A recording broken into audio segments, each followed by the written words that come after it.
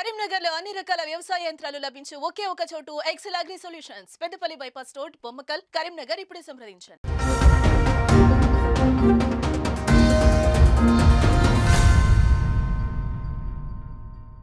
Welcome to Suman TV Karimnagar. నా పేరు స్నేహ. Today Karimnagar bulletin కి స్వాగతం. ముందుగా హెడ్లైన్స్.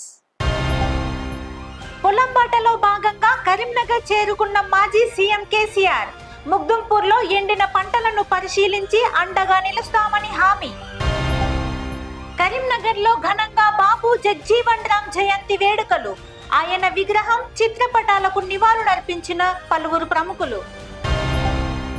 కరీంనగర్ ప్రజల చిరకాల వాంఛ తీగలగుట్టపల్లి రైల్వే ఓవర్ బ్రిడ్జ్.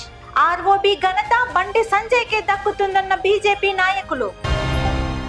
ఈ నెల 6వ తేదీన తుక్కుగూడలో కాంగ్రెస్ భారీ బహిరంగ సభ విజయవంతం చేయాలని పిలుపునిచ్చిన కాంగ్రెస్ శ్రేణులు. పంట నష్టపోయిన రైతాంగానికి బీఆర్ఎస్ పార్టీ అండగా నిలుస్తుందని మాజీ సీఎం బీఆర్ఎస్ పార్టీ అధినేత కల్వకుంట్ల చంద్రశేఖరరావు అన్నారు. పొలాల బాట కార్యక్రమంలో భాగంగా కరీంనగర్, సిరిసిల్ల జిల్లాలలో ఆయన పర్యటించారు. ఉదయం హైదరాబాద్ నుండి బయలుదేరి కరీంనగర్ కు చేరుకున్నారు. శనివారం బెజ్జంకి క్రాస్ రోడ్ల వద్ద ప్రజలు ఘన స్వాగతం పలికారు. కరీంనగర్ శివార్లోని ఎన్టీఆర్ విగ్రహం వద్దకు చేరుకోగానే బీఆర్ఎస్ శ్రేణులు ఘన స్వాగతం పలికారు.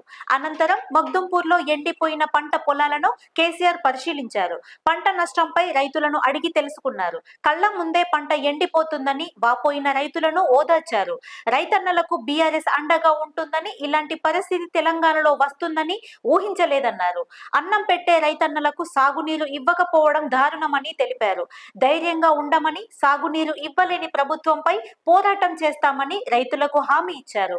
ప్రభుత్వం స్పందించకపోతే మేడిగడ్డ వద్ద ధర్నా చేపడతామని హెచ్చరించారు. ఈ కార్యక్రమంలో మాజీ సీఎం కేసీఆర్ తో పాటు ఎమ్మెల్యే గంగుల కమలాకర్, మాజీ ఎంపీ బోయినపల్లి వినోద్ కుమార్, మాజీ విప్ బాల్కసుమన్, హుజరాబాద్ ఎమ్మెల్యే పాడి కౌశిక్ రెడ్డి, పల్లా రాజేశ్వర్ రెడ్డి, బీఆర్ఎస్ ప్రజాప్రతినిధులు, నాయకులు, కార్యకర్తలు తదితరులు పాల్గొన్నారు. మాజీ ఉప ప్రధాని బాబు జగ్జీవన్ రామ్ జయంతి వేడుకలు కరీంనగర్ లో ఘనంగా నిర్వహించారు. నగరంలోని మంచిర్యాల చౌరస్తాలో గల జగ్జీవన్ రామ్ విగ్రహానికి జిల్లా కలెక్టర్ పమేలా సత్పతి గజమాలతో నివాళులర్పించారు. బాబు జగ్జీవన్ రామ్ జయంతిని పురస్కరించుకొని పలువురు అధికారులు హాజరై పూలమాలలు వేశారు. ఆయన జీవితం ఎందరికో ఆదర్శప్రాయమని కలెక్టర్ కొనియాడారు. ఎన్నికల నియమావళిని అనుసరిస్తూ వేడుకలు జరిగాయని చెప్పారు. ఈ కార్యక్రమంలో పమేలా సత్పతితో పాటు అదనపు కలెక్టర్లు ప్రఫుల్ దేశాయ్, లక్ష్మీ కిరణ్, అధికారులు, సిబ్బంది తదితరులు పాల్గొన్నారు. దశాబ్దాల కాలంగా ఇబ్బంది పడుతున్న కరీంనగర్ ప్రజల కళ సాకారం కానుంది. కరీంనగర్ తీగలగుట్టపల్లిలోని రైల్వే స్టేషన్ కు అతి సమీపంలో ఉన్న రైల్వే ఓవర్ బ్రిడ్జ్ పనులు శరవేగంగా కొనసాగుతున్నాయి. దాదాపు 50% పనులు పూర్తి చేసుకోగా ఎన్నికల కోడ్ తో పనులు నిలిచిపోయాయి. ప్రజల అభిష్టం మేరకు MP Bandi Sanjay Kumar railway over bridge అనుమతులతో పాటు నిధులు కేటాయించేందుకు విశిష్ట కృషి చేశారు. సంజయ్ ప్రత్యేక చొరవతో కేంద్ర నిధులు తీసుకువచ్చారు.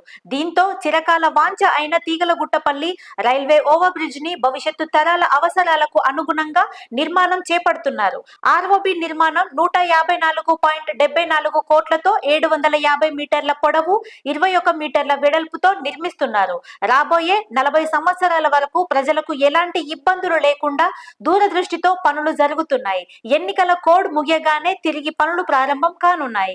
ఇంతకుముందు వినోద్ కుమార్ అన్న అన్ని సంవత్సరాలు ఉన్నాడు కదా, మరి అన్ని సంవత్సరాల నుంచి వెళ్ళి నీకు బ్రిడ్జ్ తేనప్పుడు ఇప్పుడు మాత్రము ఎంపీ గారు సంజయ్ అన్న గారు వచ్చిన తర్వాత మాత్రమే ఇది శాంక్షన్ అయింది. శంకుస్థాపన కూడా ఆయన హయాంలో మాత్రమే శాంక్షన్ అయింది.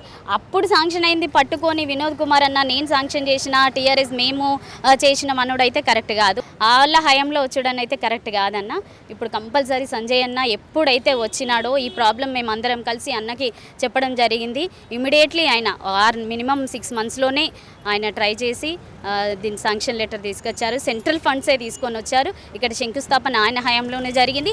మేము భావించేది ఏంటంటే ఖచ్చితంగా మా ఎంపీ గారు సంజయ్ అన్న గారు మాత్రమే ఈ రైల్వే బ్రిడ్జి శాంక్షన్ జరిగింది. అది అందరికీ కరీంనగర్లో 10 సంవత్సరాల పిల్లగాడిని అడిగినా కూడా చెప్తారు. 10 నుంచి 60 సంవత్సరాల పిల్లగాడిని అడిగినా చెప్తారు. ఎంపీ గారి దృష్టిలో ఉన్నది. అప్పుడు గతంలో వినోద్ కుమార్ ఎంపీ ఉన్నా కానీ ఏమీ చేయలేదు, మేము చేసినామని అన్నారు. సంజయ్ అన్న ఎంపీ గెలిచినాక కరీంనగర్ ఎంపీ గెలిచిన తర్వాత మనకు రాష్ట్ర ప్రభుత్వం వాటా ఇస్తా అన్నది కదా అని కేంద్ర ప్రభుత్వాన్ని ఒప్పించి కేంద్ర ప్రభుత్వ వాటా తేవడం జరిగింది. కానీ రాష్ట్ర ప్రభుత్వం అప్పుడున్న బీఆర్ఎస్ రాష్ట్ర ప్రభుత్వం ఒక్క రూపాయి ఇవ్వలేదు. సంవత్సరం వెయిట్ చేసిరు, 2 సంవత్సరాలు వెయిట్ చేసిరు. ఎంతోమంది ప్రయాణికులకు ఇబ్బంది అవుతుంది, ఎంతోమంది ప్రాణాలు పోయినాయి ఇక్కడ గేట్ వాడడం వల్ల హాస్పిటల్కి వచ్చేది. ఇది మేము ఎంపీ గారి దృష్టికి తీసుకెళ్ళినాము.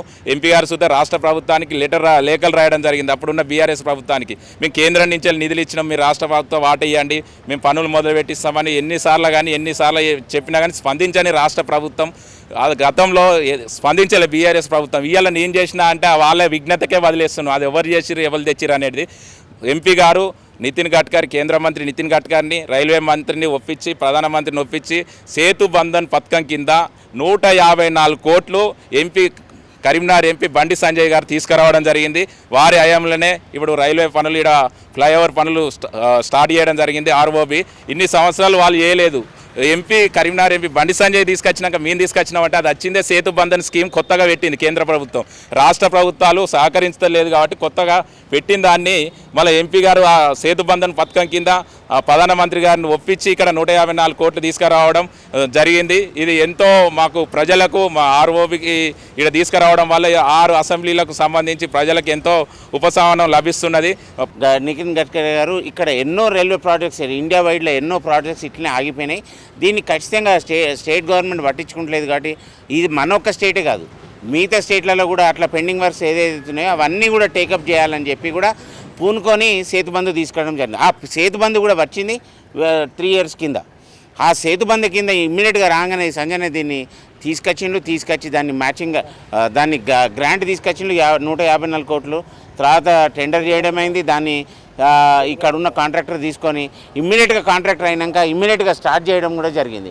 ఎందుకంటే ఇక్కడ ఉన్న స్థానికంగా సంజయ్ ఇక్కడ స్థానికుడు కాబట్టి ఇక్కడున్న స్థానిక ప్రాబ్లంలో ఈ గేట్ గురించి ఆయనకు ఫస్ట్ నుంచి కూడా తెలుసు. ఇది ఇమ్మీడియట్గా గేట్ కావాలని చెప్పి ఆయన దాన్ని పూనుకొని ఖచ్చితంగా కంప్లీట్ చేయాలని చెప్పి కూడా దాన్ని దృష్టి సాధించి శ్రద్ధ పెట్టి దీన్ని ఇవాళ పని కూడా స్టార్ట్ చేయడం. అందుకే ఇది ఎలక్షన్ టైం వచ్చేవరకు ఇది బ్రిడ్జి వరకు వచ్చింది. లేకపోతే సంజయ్ వచ్చిన 6 monthsలో ఏదైతే ఉన్నదో అప్పుడే చేసేది ఉంటే ఇవాళకి బ్రిడ్జ్ అయిపోయి ఇది రన్నింగ్లో ఉంటుండే అని చెప్పి కూడా మా అభిప్రాయం. తుక్కుగూడ బహిరంగ సభను విజయవంతం చేయాలని సుడా చైర్మన్ కోమటిరెడ్డి నరేందర్ రెడ్డి, కాంగ్రెస్ నేత సుప్రభాతరావు అన్నారు. నగరంలోని డీసీసీ కార్యాలయంలో మీడియాతో మాట్లాడారు. నియోజకవర్గంలో నాయకులంతా సమన్వయంతో పనిచేసి కరీంనగర్ లోక్సభ అభ్యర్థిని గెలిపించేందుకు కృషి చేయాలన్నారు. 10 లక్షల మందితో తుక్కుగూడలో నిర్వహించనున్న భారీ బహిరంగ సభను విజయవంతం చేయాలని పిలుపునిచ్చారు. నియోజకవర్గ ఇన్ఛార్జి పురుమల శ్రీనివాస్ ఆధ్వర్యంలో నియోజకవర్గం నుండి 1000 మందిని తరలించడం కోసం బస్సులు ఏర్పాటు చేశామన్నారు. ఈ సమావేశంలో సుప్రభాతరావుతో పాటు సుడా చైర్మన్ కోమటిరెడ్డి నరేందర్ రెడ్డి, పిసిసి కార్యదర్శి వైద్యుల అంజన్ కుమార్, కాంగ్రెస్ నాయకులు, కార్యకర్తలు తదితరులు పాల్గొన్నారు. తుక్కుగూడకు సంబంధించినటువంటి ఈ సభలో మన నాయకులు చేస్తున్నటువంటి ప్రసంగాలు కావచ్చు, నాయకులకు సంబంధించినటువంటి ఏదైతే మరి ఈ సభ నుంచి వెలువడేటువంటి అన్ని విషయాలను కూడా మనం కార్యకర్తలకు, ప్రజలకు తెలియజేయడానికి మనం ఆ సభకు తప్పకుండా హాజరై తద్వారా రేపు జరిగేటువంటి పార్లమెంట్ ఎన్నికల్లో ప్రజలను సమాయత్తం చేయడానికి మన వంతు కృషిగా తరలి రావాలని మీ అందరికీ పేరు పేరున ఆహ్వానిస్తూ తప్పకుండా ఈ సభ విజయవంతంలో మనం పాలు పంచుకోవాలని చెప్పి కోరుతా ఉన్నాం. రేపు తుక్కుగూడలో కాంగ్రెస్ పార్టీ ఆధ్వర్యంలో పార్లమెంట్ ఎన్నికల సందర్భంగా దానికి దిక్సూచిగా పెద్ద ఎత్తున బహిరంగ సభ ఏర్పాటు చేస్తూ తెలంగాణ రాష్ట్ర వ్యాప్తంగా అన్ని నియోజకవర్గాల నుంచి నియోజకవర్గానికి దాదాపు 5,000 మందిని తరలించాలని రాష్ట్ర ముఖ్యమంత్రి పిసిసి అధ్యక్షుడు రేవంత్ రెడ్డి గారు తీసుకున్న నిర్ణయం మేరకు మన కరీంనగర్ అసెంబ్లీ నియోజకవర్గం నుండి తరలించడానికి ఇక్కడ ఇన్ఛార్జిగా నన్ను నియమించడం జరిగింది. నేను గత 5 సంవత్సరాలుగా కూడా కరీంనగర్ అసెంబ్లీ నియోజకవర్గానికి ఇన్ఛార్జిగా పనిచేస్తూ నరేందర్ గారి నాయకత్వంలో అసెంబ్లీ ఇన్ఛార్జ్ శ్రీనివాస్ గారి నాయకత్వంలో ఇక్కడ పలు కార్యక్రమాలు చేయడం జరిగింది. ఈ నియోజకవర్గంలో కాంగ్రెస్ పార్టీ అత్యంత పటిష్టంగా ఉంది.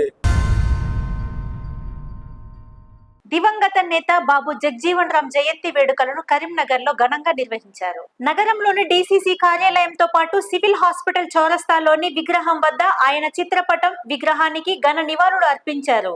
మొదట కాంగ్రెస్ కార్యాలయంలో ఏర్పాటు చేసిన వేడుకలకు ఎమ్మెల్యే కవ్వంపల్లి సత్యనారాయణ హాజరై జగ్జీవన్ రామ్ చిత్రపటానికి పూలమాలలు వేసి నివాళులు అర్పించారు. అనంతరం నగర కాంగ్రెస్ ఎస్సీ సెల్ అధ్యక్షులు లింగంపల్లి బాబు ఆధ్వర్యంలో బాబు జగ్జీవన్ రామ్ విగ్రహం వద్ద ఏర్పాటు చేసిన కార్యక్రమానికి కవ్వంపల్లి సత్యనారాయణతో పాటు సుడా చైర్మన్ కోమటిరెడ్డి నరేందర్ రెడ్డి, పిసిసి నాయకులు వైద్యుల అంజన్ కుమార్, చెర్ల పద్మలు హాజరై పూలమాలలు వేసి నివాళులు అర్పించారు. వ్యవసాయ శాఖ, రక్షణ శాఖ మంత్రిగా, ఉప ప్రధానిగా పలు పదవులు చేపట్టి పేద బడుగు బలహీన వర్గాల కోసం జీవితాన్ని ధారపోసిన వ్యక్తి అని ఎమ్మెల్యే కవ్వంపల్లి సత్యనారాయణ అన్నారు. దళితులకు మార్గదర్శకుడిగా దిశ దశ నిర్దేశం చేసినటువంటి వ్యక్తి అని గుర్తు చేశారు.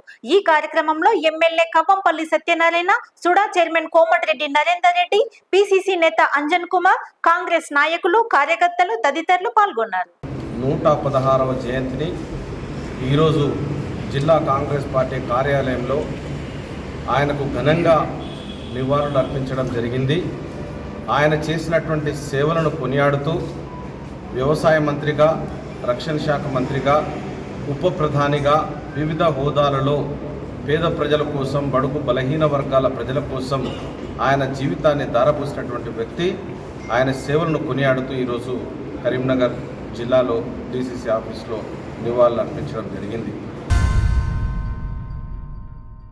పొలంబాట కార్యక్రమంలో భాగంగా మాజీ సీఎం కేసీఆర్ కరీంనగర్ కు చేరుకోగా భారీ సంఖ్యలో జన సమీకరణ జరిగింది. ఇందులో కొందరు దొంగలు తమ చేతివాటం ప్రదర్శించారు.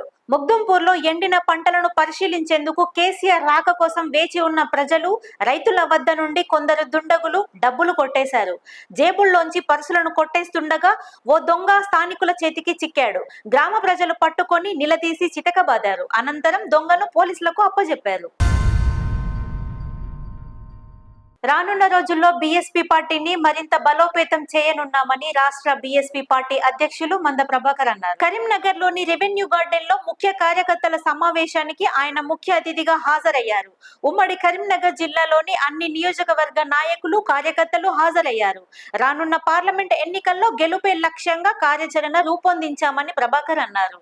బీజేపీ ప్రభుత్వం భారత రాజ్యాంగాన్ని మార్చే కుట్ర చేస్తోందని ఆరోపించారు. ఈ కార్యక్రమంలో రాష్ట్ర కోఆర్డినేటర్ మాతాపురం బాలయ్య, రాష్ట్ర ప్రధాన కార్యదర్శి అక్కని బాను, పుష్పాల లింబాద్రి, రాష్ట్ర కార్యవర్గ సభ్యులు నల్లాల శ్రీనివాస్, అడ్వకేట్ నిషాని రామచంద్రం, నాయకులు, కార్యకర్తలు తదితరులు పాల్గొన్నారు. ఉండకుండా చేసే ఎన్నికలు 2024 పార్లమెంటు ఎన్నికలు కానున్నాయని చెప్పి అన్ని రాజకీయ పార్టీలు చాలా స్పష్టంగా చెప్తున్నాయి. ఈసారి గనక భారతీయ జనతా పార్టీకి అబ్సల్యూట్ మెజారిటీ వచ్చి అంటే 363 స్థానాల కంటే పైకి గనక వచ్చినట్లయితే అంటే సుమారు 400 వస్తాయని వాళ్ళు ఎక్స్పెక్ట్ చేస్తున్నారు. అదే గనక జరిగితే భారతదేశంలో రాజ్యాంగం మార్చడానికి వాళ్ళు అన్ని రకాల ఏర్పాట్లు చేసుకొని ఉన్నారు. మరి భారత రాజ్యాంగం మారితే నష్టపోయేది ఎవరంటే ఇక్కడ కూర్చున్న మనమందరం. ఇంతటితో టుడే కరీంనగర్ బులెటిన్ సమాప్తం. Thank you all.